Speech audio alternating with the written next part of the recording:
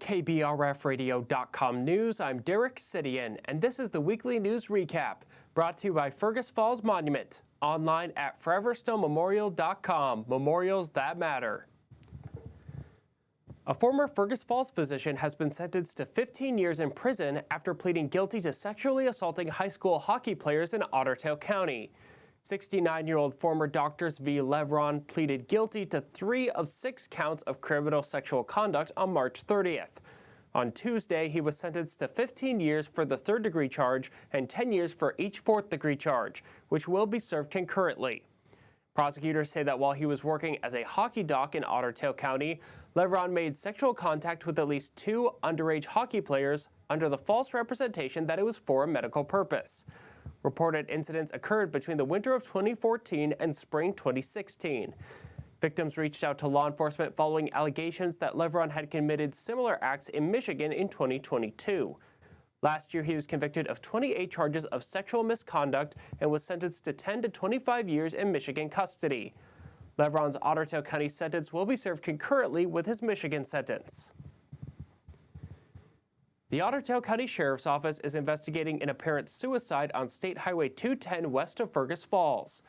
Deputies say the incident occurred at around 3 o'clock Wednesday afternoon near the Ottertail and Wilkin County line. The highway was closed between County Road 21 and Foxhome for a time while law enforcement worked the scene. No details about the victim have been released. The Sheriff's Office says there is no risk to the public. The incident remains under investigation. A young woman was hospitalized following a head-on collision with a semi north of Wadena Saturday morning.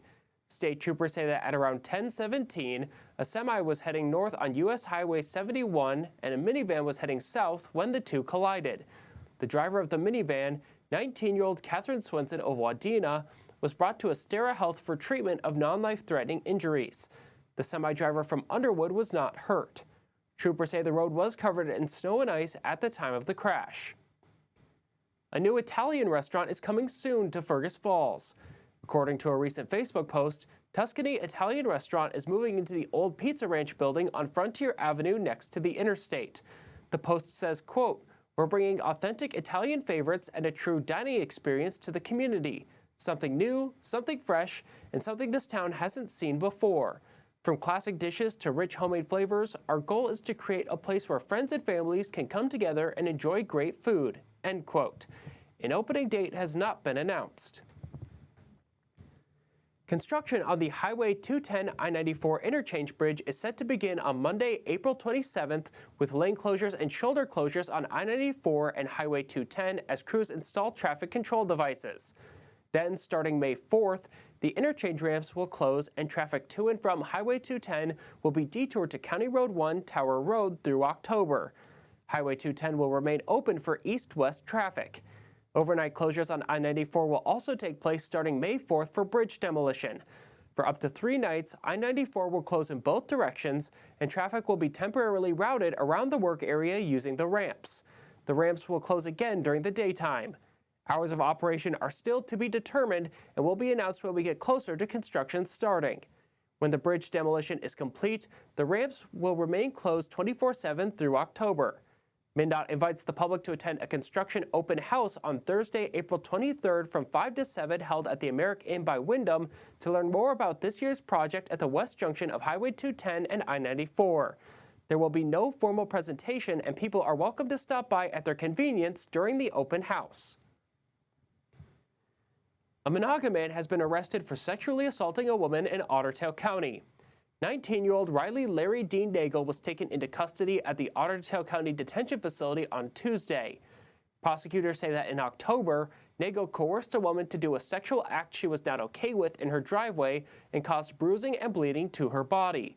The victim told investigators that she had previously made consensual sexual videos with Nagel before, but she did not consent to the act he forced upon her that night. She said no and tried to pull away, but Nagel overpowered her. The victim also saw a light coming from behind her that made her believe he had been recording the incident. When investigators spoke with Nagel, he told them he did not recognize the victim's name. When described the incident, he said it didn't ring a bell because he has had sex with, quote, plenty of girls in the driveway, end quote. Investigators reviewed Nagel's criminal history, which includes an active warrant for a case in Todd County from 2025 involving criminal sexual conduct and minors in child sexual abuse material. Nagel has been charged with criminal sexual conduct and made his first court appearance Wednesday morning. Lake Region Healthcare announced this week the appointment of 3 leaders to newly established executive director roles, reflecting the organization's evolving leadership structure and commitment to long-term success. Brian Andrews has been appointed Executive Director of Facilities Management, Angie Crummy has been named Executive Director of Finance and Controller, and Abby Drulard will serve as Executive Director of Quality, Safety, and Risk Management. CEO Kent Matson says the Executive Director title is new to Lake Region Healthcare and reflects its evolving approach to today's healthcare environment. In a related announcement, Deb Pelch, who has served for the past 2 years as Vice President, has been promoted to Executive Vice President of Ambulatory and Professional Services. Dairyland in Fergus Falls has found its new owner. On Friday, April 3rd, Pat and Jean Connolly announced that they sold the iconic restaurant to Rachel Larson. Rachel is originally from Fergus Falls but currently lives in Montana. With this new venture, she and her family will be moving back to town this summer.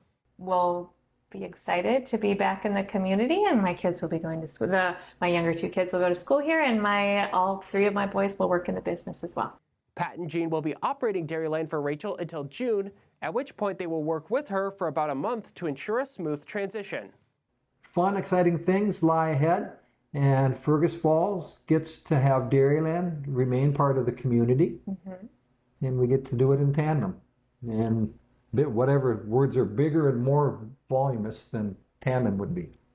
Dairyland will open for its 71st season on Wednesday, April 15th. This has been the Weekly News Recap, brought to you by Fergus Falls Monument, online at foreverstowmemorial.com, memorials that matter. For KBRFradio.com News, I'm Derek Sidian. Tune in at 5 o'clock every Friday afternoon on KBRFradio.com or the Fergus Now app to stay up to date with local news. Find more stories on KBRFradio.com. Sign up for email news sent right to your inbox, delivered by Cooper's Office Supply.